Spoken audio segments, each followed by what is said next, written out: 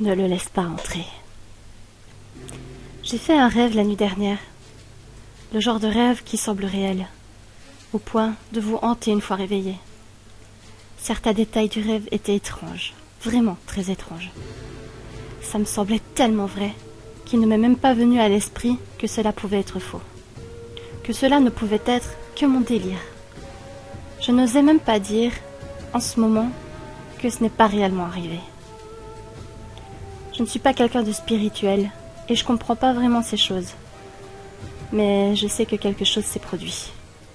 Je me sens comme si je revenais d'un endroit que je ne connaissais pas. Comme si j'avais vécu quelque chose bien consciemment alors que je dormais profondément. Trop profondément. Lorsque je me suis couchée la nuit dernière, j'ai eu un pressentiment bizarre. Je me souviens bien de m'être sentie surveillée alors que je tentais de m'endormir. Mais c'était beaucoup plus que cela. Je sentais que quelqu'un était avec moi, mais que je ne pouvais pas m'empêcher de m'endormir. Au début de ce rêve, je marchais sur la route, celle de ma maison, mais toutes les maisons des voisins avaient disparu. Il ne restait qu'une longue route vide, sans personne autour, sauf moi. Je ne sais pas ce que je faisais avant, ou même d'où je venais, mais j'avais une très forte envie de marcher. Il faisait froid et tout était sombre, mais je n'avais pas peur. J'étais heureux de ne pas être dans ma chambre. Après un temps, la route a changé et je me suis retrouvée devant une intersection. Soudainement, je n'étais plus seule. Il y avait près de moi une silhouette, quelqu'un qui me semblait familier. « Je suis content de vous voir, mais c'est dommage de se rencontrer ici, » dit soudain cet homme d'une voix familière. Je savais qui il était. C'était un de mes amis d'enfance, mais il avait beaucoup changé.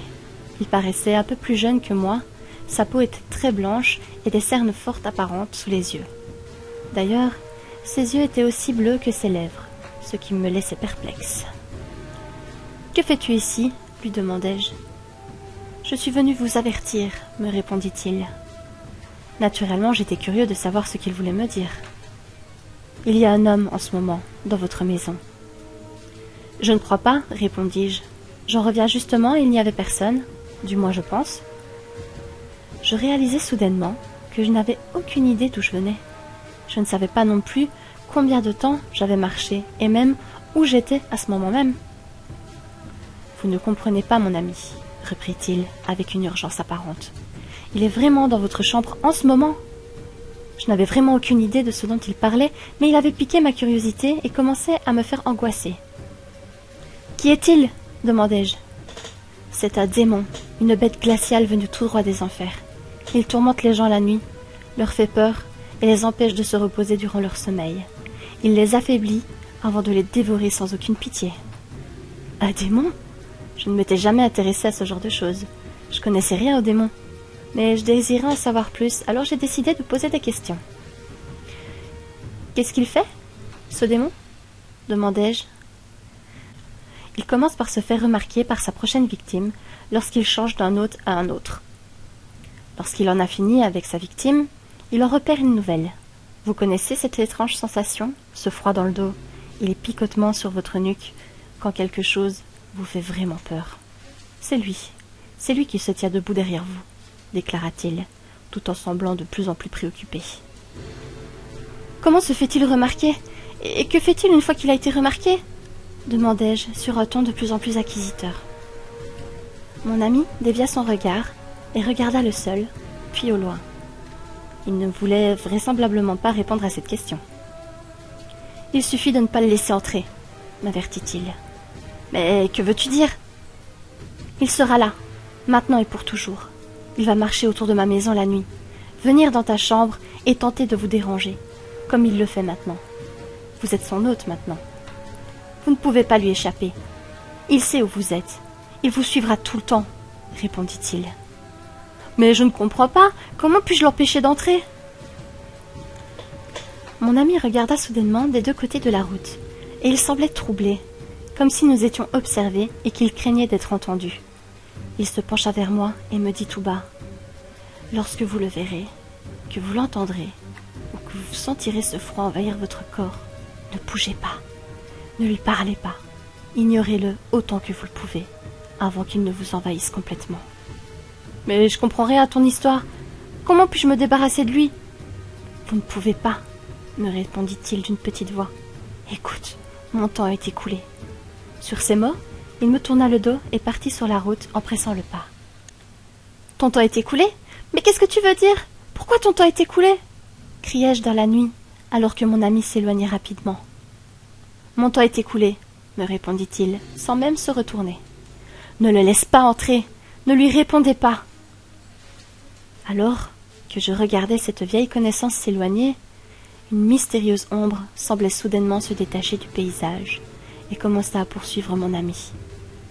Je tentais de lui crier, mais quelque chose m'empêchait de faire le moindre son. C'est alors que l'obscurité engloutit complètement la silhouette de cet homme. Je ne pouvais plus le voir. Alors que je voulais moi aussi marcher et le suivre, je fus soudainement réveillée par un grand bruit. J'étais soudainement couchée sur mon lit, tout habillée avec mes chaussures. Je me souvenais assez bien avoir pris un bain et m'être couchée sans vêtements. Mes chaussures et le bas de mon pantalon étaient pleins de terre.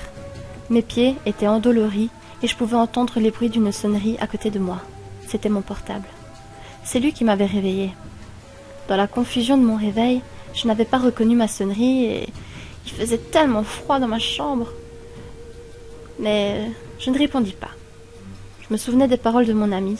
J'attendis qu'il cesse de sonner. L'air ambiant était glacial. Et le sentiment de me sentir observée était encore plus fort que lorsque je me suis endormie. Je pouvais entendre quelque chose bouger autour de moi, dans ma chambre, mais je n'osais pas bouger. Je fermais les yeux et restais complètement immobile. Finalement, j'ai entendu des pas, comme s'ils marchaient par un couloir invisible, et à mesure que les pas s'éloignaient, la température revint tranquillement à la normale. Je ne sais pas ce qui s'est passé à mon réveil, mais si cette chose est réelle, comme mon ami me l'a dit, je crains qu'elle revienne ce soir. J'ignore ce qui est arrivé à cet homme. J'espère seulement que les gens se souviendront de son avertissement. Si en lisant cette lettre, vous ressentez un froid étrange, ne vous inquiétez pas. Si vous entendez des bruits étranges dans votre maison, ignorez-les. Vous ne pouvez pas vous permettre de les laisser vous trouver. Ne le laissez pas entrer. Ne lui répondez pas.